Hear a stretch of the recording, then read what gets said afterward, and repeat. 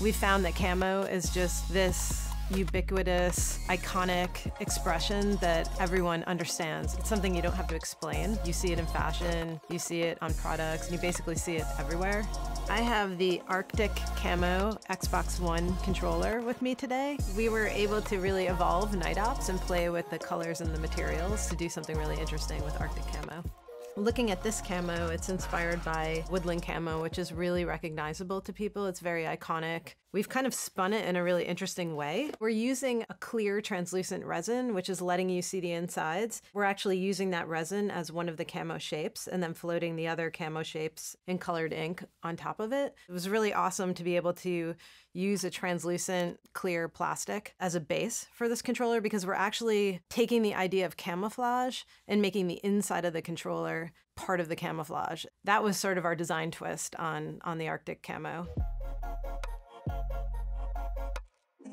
Forces Camo is kind of a take or influenced by M90 Camo, which was a Swedish peacekeeping camo. It really fit with the Xbox One form language. When we first introduced Xbox One, we were really careful about keeping everything clean, crisp, precise. The shapes are kind of angular and sharp and repetitive. We looked at a lot of different ways we could spin camo, and honestly, it made the most sense to us from like a philosophical perspective. It's peacekeeping, it's neutral, it's global.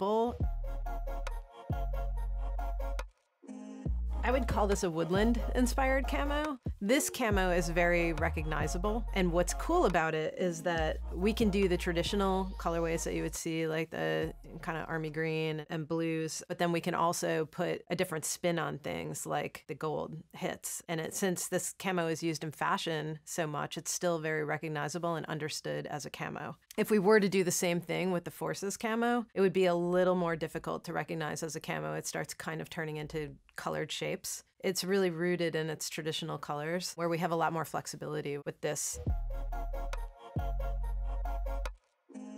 We used a custom color on the mid-frame underneath the top case. That's why you're seeing white come through. It's usually black. And we also used a custom wire color up in the ABXY area. We added a white cable where there used to be a black one. So the triggers have the knurl texture. This is actually a diamond texture, and it is the same texture as you have around the thumbsticks. This controller is made by pad print process, which means that each of these fields of color is like a hit, like almost from a rubber stamp. So we're picking up the ink and stamping it onto the product. And it's the way that we find we get the best aesthetic results. There's a lot of different ways to print on a surface like this. Using a translucent resin, we've learned during this project, allows a lot of light in, and then it allows a lot of light back out. So anytime the ink is uneven, or anytime you have overlaps of lighter inks over darker inks, all of the shadowing, kind of pitting and shadowing shows up. It's such a simple, like beautiful, clean look, but to get here was a lot more difficult than we thought it would be. We redid it probably 3 or 4 times to get it perfect. With special editions, we want to create something that tells our story, but we also want to create something that speaks to enough Xbox fans that it really makes sense. Camo's got a lot of nostalgia to it, and it's something that's